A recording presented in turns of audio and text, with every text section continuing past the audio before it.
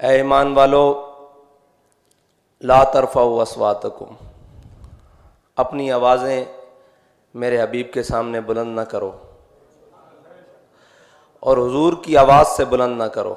یہ جب آیت مبارکہ نازل ہوئی تو جناب صدیق اکبر نے عہد کیا، افضل الخلق بعد الانبیاء، خلیفہ بلا فصل، آپ نے عہد کیا کہ اب کے بعد میں حضور سے ایسے بات کیا کروں گا جیسے راز کی بات کی جاتی ہے، اتنی آہستہ۔ اور حضرت عمر رضی اللہ تعالی عنہ حضور سے اس طرح بات فرماتے کہ سید عالم صلی اللہ علیہ وسلم کو دوبارہ پوچھنے کی حاجت آتی، مطلب اتنی آہستہ۔ جب یہ آیت نازل ہو گئی تو صحابہ کرام نے اس پر سب نے عمل شروع کر دیا۔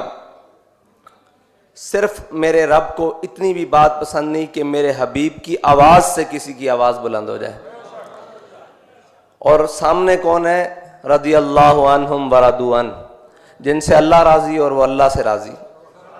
کن کو کہا جا رہا ہے کہ آپ نے آوازیں پست رکھنی ہے؟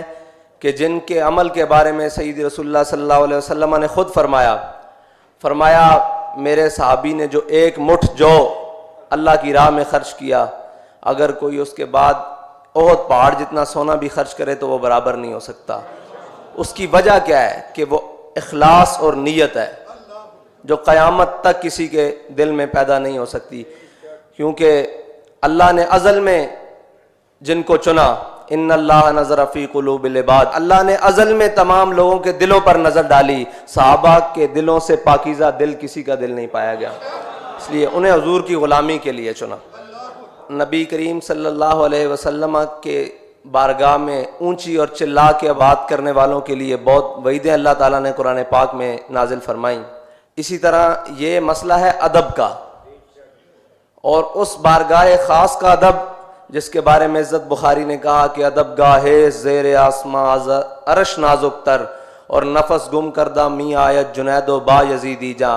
ہمارے قائد یہ حدیث پاک سنانے کے بعد فرماتے تھے نفس گم کردہ می آیت ابو بکر و عمر ہی جا، کہ یہ وہ بارگاہ ہے کائنات میں جہاں پہ ابو بکر و عمر بھی اپنا سانس روک کر بیٹھتے ہیں، اتنی نازک بارگاہ ہے۔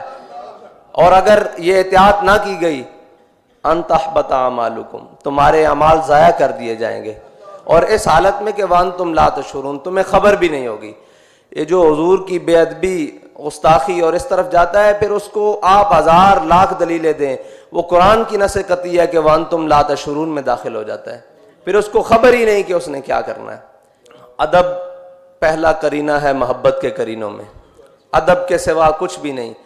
اور مغز قرآن روح ایماں جان دیں ہست حب رحمت للعالمین، جو ادب ہے وہ سارا کا سارا حضور کی محبت ہے، جو اسلام ہے سارا کچھ حضور کی محبت ہے، اس کے بغیر نہ کوئی بات ہے۔ یہ تو صحابہ کرام کا ادب، اب جانوروں کا حضور کے سامنے ادب۔ ام المومنین حضرت عائشہ صدیقہ فرماتی ہیں ہم نے ایک بکری گھر میں رکھی ہوئی تھی، جب سید عالم صلی اللہ علیہ وسلم گھر میں تشریف نہ ہوتے تو وہ بے چین ہو جاتی، کبھی دائیں کبھی بائیں، کبھی اوپر کبھی نیچے، کبھی مشرق سے مغرب، شمال کی جنوب، پورے گھر میں بھاگتی رہتی۔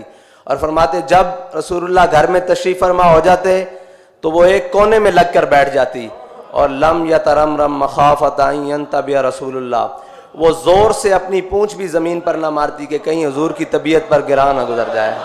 اور یہ ہے جانوروں کا حضور کے سامنے ادب۔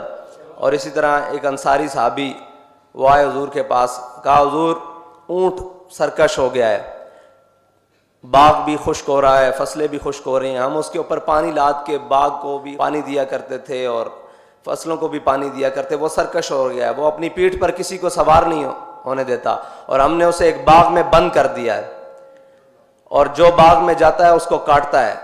سید عالم صلی اللہ علیہ وسلم خود تشریف لے گئے، آپ جب سامنے باغ کے گئے آپ نے فرمایا دروازہ کھول دو، انہوں نے کہا حضور یہ وحشی ہو گیا ہے، حضور نے فرمایا دروازہ کھول دو۔ جب دروازہ کھلا تو وہ بھاگتا ہوا حضور کی جانب دوڑا، اور آ کے اس نے، ہمارے قائد کہتے تھے لمبے لمبے ہونٹ حضور کے قدموں میں رکھ دیے۔ یہ تو ہو گیا جانوروں کا حضور سے ادب۔ اور معاہدہ حدیبیہ کے دوران جب معاہدہ لکھا گیا تو اس پر لکھا گیا ھذا ما کتب علیہ محمد رسول اللہ، تو قریش نے جو ان کی طرف سے معاہدہ کرنے والے افراد تھے انہوں نے کہا کہ یہ تو جھگڑا ہی ختم ہو جاتا ہے، کہ اگر ہم آپ کو محمد رسول اللہ مان لیں، تو انہوں نے کہا یہ محمد ابن عبداللہ کریں اور رسول اللہ آگے سے مٹائیں۔ تو حضور نے حضرت علی کو حکم دیا، علی کہ یہ مٹا دو۔ فرمایا لا امحو کا ابدا، حضور علی آپ کا لکھا ہوا نام نہیں مٹا سکتا۔